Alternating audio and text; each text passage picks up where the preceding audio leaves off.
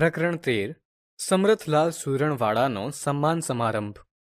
વિદ્યાર્થી મિત્રો, આ વાર્તાના લેખક મધુસૂદન પારેખ છે. આ વાર્તા એક હાસ્ય કથા છે. આ વાર્તા સમરથલાલ સુરણવાડાના સન્માન સમારંભ પર આધારિત છે.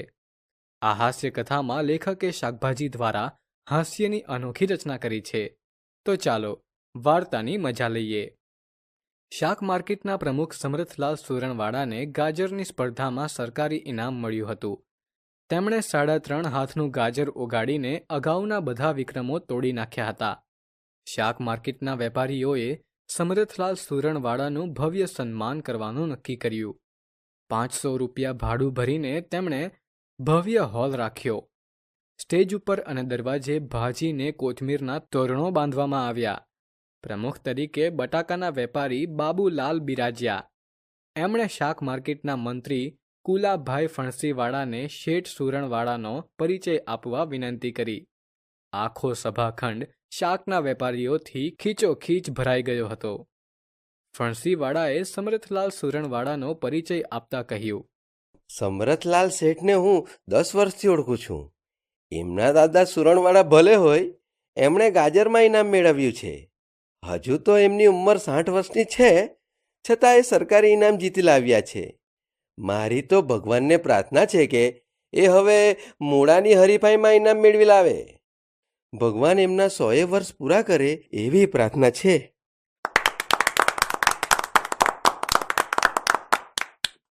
પ્રમુખશ્રીની વિનંતીથી લસણવાળા લલ્લુભાઈ એમને અભિનંદન આપવા ઊભા થયા. ભાઈઓ, સમરથલાલ સુરણવાડા તો આપણા શાક માર્કેટની શોભા છે. શાક સ્વાદિષ્ટ ને સુગંધીદાર બનાવવું હોય તો લસણ વિના ચાલે નહીં. એમ શાક માર્કેટને પણ સુવાસિત કરવામાં શેઠ સમરથલાલ સુરણવાડાનો ફાળો છે. હું પ્રભુને પ્રાર્થના કરું છું કે સુરણવાડા શેઠની સુવાસ લસણની જેમ ચારેકોર ફેલાઈ જાય. એ પછી બટાકાનો હોલસેલ વેપારી બકુલાલ ઊભો થયો. તેણે કહ્યું, મારો ને સુરણવાડા શેઠનો સંબંધ અદ્ભુત છે.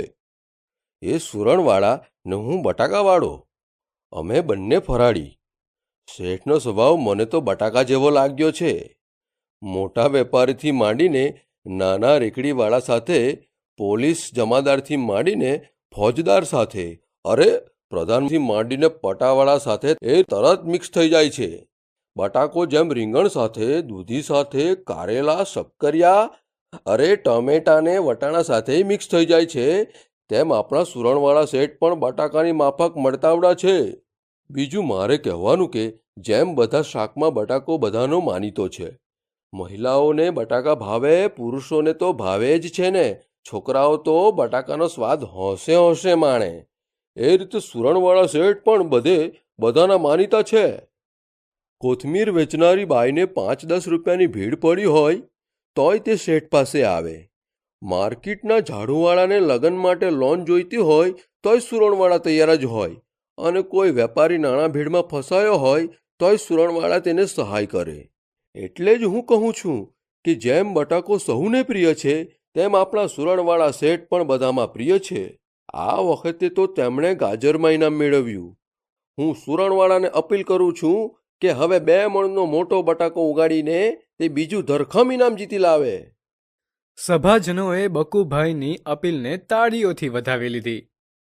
ડુંગળીવાળા દહ્યાભાઈ શેઠ બિરદાવતા કહે, સુરણવાડા શેઠને કોઈ ભલે લસણ સાથે સરખાવે, બકુભાઈ ભલે તેમને બટાકા જેવા કહે, પણ હું તો સમરથ શેઠને ડુંગળીના દડા સાથે જ સરખાવીશ.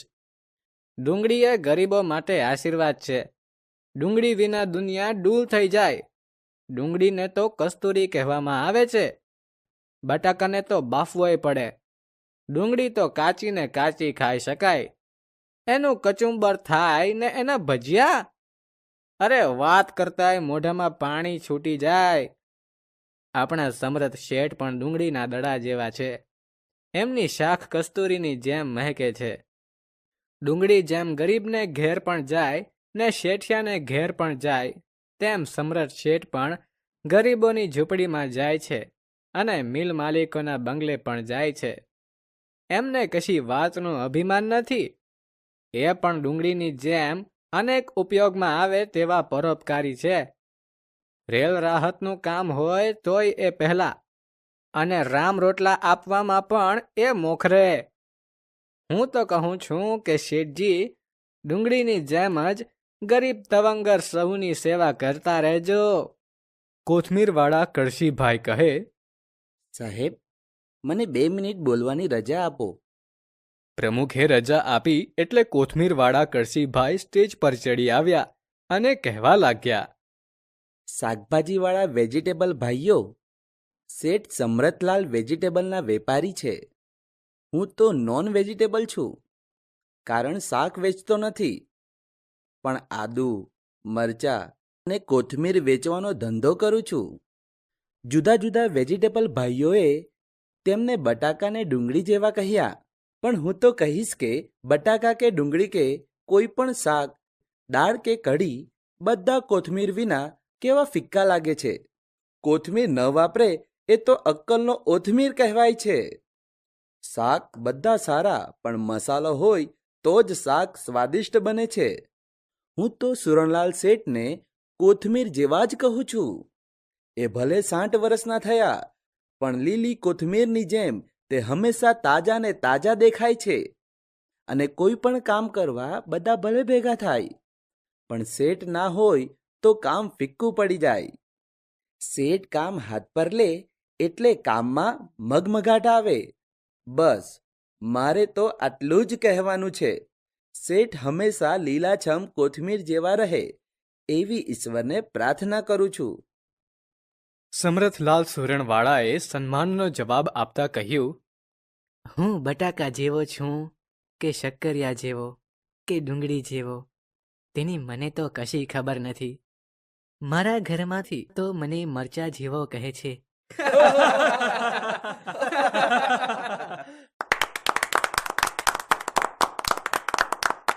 હું તો સીધો સાદો શાકનો વેપારી છું. સુરણવાળા મારા દાદા હતા. હું પોતે ગાજરવાળો છું. મારા જમાઈ જમરૂખના વેપારી છે. સાડાને શક્કરિયાનો વેપાર છે. અમારા આખા કુટુંબને તમે વેજીટેબલ ફેમિલી કહી શકો. આપણે બધા જ શાકના વેપારીઓ એક સાથે ભળીને પંચકુટિયા શાક જેવા સ્વાદિષ્ટ થયા છીએ. આપણા પરસ્પરના સહકારથી જ શાકભાજી ઊંચા આવશે એવી મને આશા છે. મેં ગાજરમાં ઇનામ મેળવીને કંઈ ભેંડો માર્યો નથી, પણ હવે 1.25 મણનું શક્કરિયું ઉગાડવાનો પ્રયત્ન છે.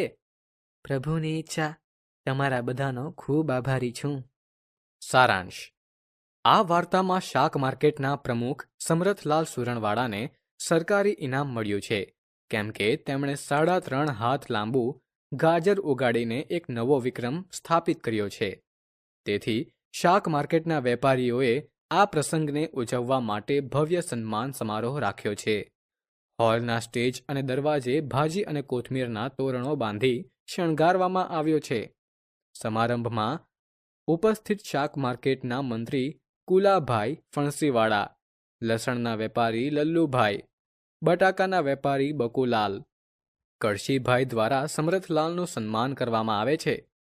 આ વાર્તામાં લેખકે બધા શાકભાજીઓના નામનો ઉપયોગ કરી વાચકો માટે વાર્તાને હાસ્યપ્રદ અને રસપ્રદ બનાવી છે.